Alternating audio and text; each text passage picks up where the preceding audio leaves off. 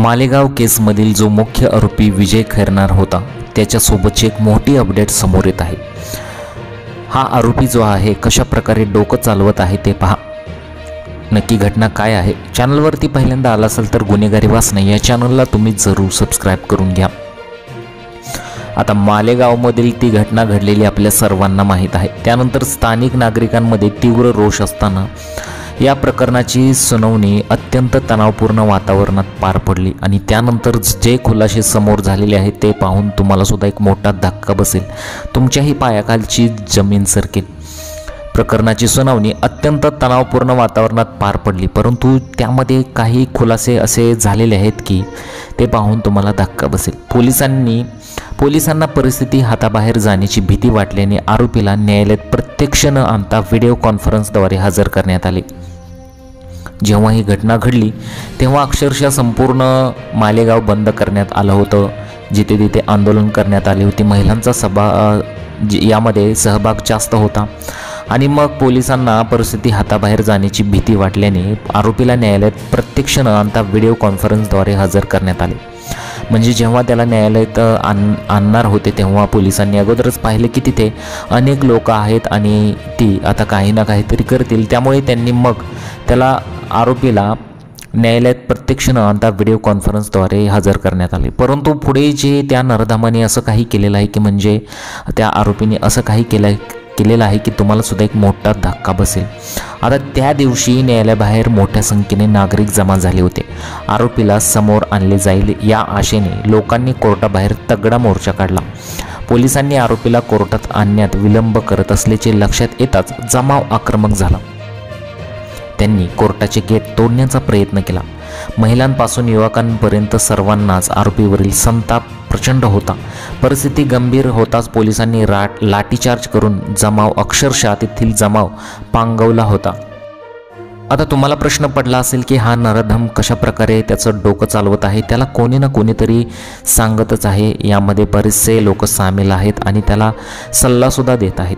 आता पुढे काय झालेलं आहे पहा आणि त्याने कशा प्रकारे युक्ती चालवली आहे ते पहा। सुनावणी दरम्यान आरोपीने सरकारी खर्चातून वकील देण्याची मागणी केली, ही पहिली गोष्ट झाली। त्याची मानसिक स्थिती ठीक असल्याचेही कोर्टात स्पष्ट झाले। न्यायालयाने आरोपीची पोलीस कोठडी 27 नोव्हेंबरपर्यंत वाढवली असून पुढील सुनावणी देखील त्यानंतर होणार आहे। या संपूर्ण घटनेनंतर मालेगावमध्ये पुन्हा संताप उसळला आणि मग त्याची मुरडीची यामध्ये काय चूक होती असंच बऱ्याच जणांचं मत येत आहे। शहरात दुकानं बंद ठेवण्यात आली, रस्ते ठप्प आणि न्यायासाठी मोठे मोर्चे निघाले। लोकांचे म्हणणे आहे की एवढ्या अमानुष कृत्य करणाऱ्या आरोपीला कायद्याने संरक्षण देण्यात काहीच अर्थ नाही। नागरिकांकडून एकच प्रश्न विचारला जात आहे, अशा प्रकरणांना न्याय मिळण्यासाठी इतका वेळ का लागतो?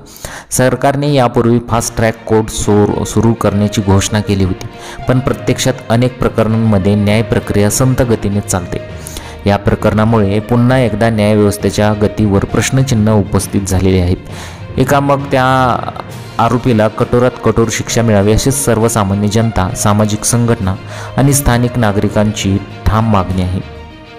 आता यामध्ये प्रश्न असा पडतो की मग मालेगावचा आरोपी कशा प्रकारे डोकं चालवतोय ते आता तुम्ही बघितलंच पाहिजे। आता मग या तणावानंतर पोलिसांनी आरोपीला सुनावणी दरम्यान व्हिडिओ कॉन्फरन्सद्वारे घ्यावी अशी मागणी केली होती, कारण तिथे गर्दीच तेवढी झाली होती। अशी विनंती केली आणि कोर्टाने ही मागणी मान्य केली होती। अक्षरशः कोर्टाने सुद्धा मान्य केली की व्हिडिओ कॉन्फरन्सद्वारे तुम्ही ते घेऊ शकता। परंतु पुढे या आरोपीने काय केलेलं आहे ते पहा। आरोपीची सुनावणी ऑनलाईन घेण्यात आली आणि सुनावणीत उघड झालेल्या माहितीनुसार अक्षरशः धक्कादायक ज्या गोष्टी होत्या त्या समोर आल्या। आरोपी असं काही करेल की असं कोणालाही वाटलं नव्हतं। मग त्या आरोपीने असं काय केलेलं आहे ते पहा। आता आरोपीची सुनावणी ऑनलाईन घेण्यात आली। सुनावणीत उघड झालेल्या माहितीनुसार आरोपी तपासात कोणतेही सहकार्य करत नाही। जेव्हा त्याने गुन्हा कबूल केला तेव्हा त्याने गुन्हा तर कबूल केला, परंतु आरोपी तपासात कोणतेही सहकार्य करत नाही। पोलिसांनी सांगितले की आरोपीने गुन्ह्यातील हत्यार अद्याप सांगितलेले नाही, तसेच चौकशीत तो टाळाटाळ करत आहे। जेव्हा पोलिसांनी त्याला हत्यार विचारले तेव्हा त्याने टाळाटाळ अक्षरशः केली आणि चौकशी दरम्यान त्याने सुद्धा हे टाळाटाळ करण्याचा प्रयत्न केलेला आहे। आता आपल्या सर्वांना प्रश्न पडला असेल की मग तो असं का करत आहे? यामागे त्याला अनेक जण सपोर्ट करणारी त्याच्या मंडळी असतील आणि त्यानंतर त्या आरोपीला अशा प्रकारे वागणूक ते करण्यास भाग पाडत आहे। कारण की जर यापूर्वी अशा केसेस घडलेल्या आहेत की जर पोलिसांनी चौकशीत पोलिसांना काहीच हाती लागलं नाही किंवा चौकशी दरम्यान त्यांना काहीच पुरावे सापडले नाहीत किंवा फॉरेन्सिक तज्ज्ञांनी योग्य प्रकारे चाचणी केली नाही तर त्या व्यक्तीला, त्या आरोपीला सोडून दिलं जातं, म्हणजेच तो जेलमधून बाहेर येऊ शकतो। अशा प्रकारची प्रकरणे यापूर्वीही घडलेली आहेत। त्यामुळे हा सुद्धा आरोपी खूप चालाक आहे आणि त्याला सांगणार कोणतरी असेल आणि त्यानंतर तो सुटण्याची दाट शक्यता आहे असं सुद्धा अनेक जणांचं मत आहे। फास्ट ट्रॅक कोर्ट जे आहे ते फक्त नावापुरतंच आहे अशा सुद्धा भयंकर प्रतिक्रिया अनेक युजरांच्या येत आहेत। कारण की तो पोलिसांना यामध्ये सहकार्य अजिबात करत नाही। पोलिसांनी गुन्ह्यातील हत्यार अद्याप त्यांनी सांगितलेलं नाही, पोलिसांना अजिबात सांगितलेलं नाही की हत्याराचे काय केले वगैरे। तसेच चौकशीत तो टाळाटाळ करत असल्याची माहिती सध्या समोर येत आहे। त्यामुळे या नराधमाला किंवा या आरोपीला सपोर्ट करणारे बरेच लोक असतील, तो अशा प्रकारचं तो आपलं युक्ती चालवत आहे। जसं की तुम्ही पाहिलं की पोलिसांना परिस्थिती हाताबाहेर जाण्याची भीती वाटल्याने आरोपीला न्यायालयात प्रत्यक्ष न आणता व्हिडिओ कॉन्फरन्सद्वारे हजर करण्यात आलं। मग त्या दिवशी न्यायालयावर मोठ्या संख्येने नागरिक जमा झाले होते। आरोपीला समोर आणले जाईल या आशेने लोकांनी कोर्टाबाहेर तगडा मोर्चा काढला होता। पोलिसांनी आरोपीला कोर्टात आणण्यात विलंब करत असल्याचे लक्षात येताच जमाव आक्रमक झाला। त्यांनी कोर्टाचे गेट तोडण्याचा प्रयत्न केला। महिलांपासून युवकांपर्यंत सर्वांनीच आरोपीवरील संताप प्रचंड त्यांना होता। परिस्थिती गंभीर होताच पोलिसांनी लाठीचार्ज करून जमाव पांगवला आणि परिस्थिती नियंत्रणात आणली।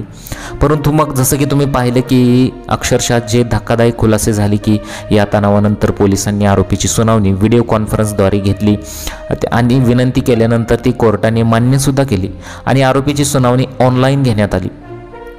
सुनावणीत उघड झालेल्या माहितीनुसार आरोपी तपासात कोणतेही सहकार्य करत नाही। पोलिसांनी सांगितले की आरोपीने गुन्ह्यातील हत्यार अद्याप सांगितलेले नाही, तसेच चौकशीत तो टाळाटाळ करत असल्याचे सांगितले जात आहे। सुनावणी दरम्यान अक्षरशः त्या आरोपीने सरकारी खर्चातून वकील देण्याची मागणी केली। त्याची मानसिक स्थिती ठीक असल्याचेही कोर्टात स्पष्ट झाले। न्यायालयाने आरोपीची पोलीस कोठडी 27 नोव्हेंबरपर्यंत वाढवली असून पुढील सुनावणी देखील त्यानंतर होणार आहे। अशाच प्रकारे या तारखा वाढत जाणार। 27 नोव्हेंबर, पुढे डिसेंबरसुद्धा जाणार आणि त्यानंतर त्या आरोपीला काहीच होणार नाही अशा संतप्त प्रतिक्रिया येत आहेत।